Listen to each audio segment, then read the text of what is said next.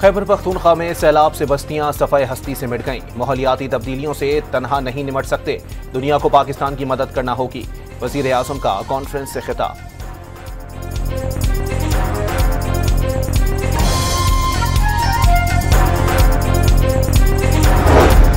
पंजाब में सैलाब के पेश नज़र 1.5 लाख अफराद महफूज मकामात पर मुंतकिल।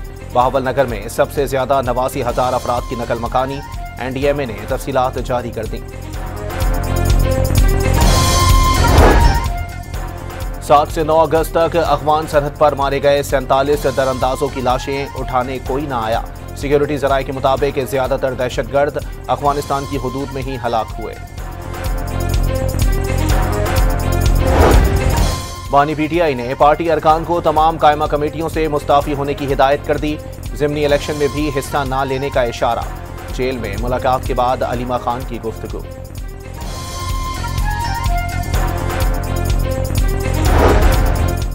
वफाकी वजीर मजहबी उमूर मोहम्मद यूसुफ ने इंतजामी बुनियादों पर सूबों का कयाम वक्त की जरूरत करार दे दिया। हजारा सूबे की जद्दोजहद तेज करने का ऐलान कर दिया।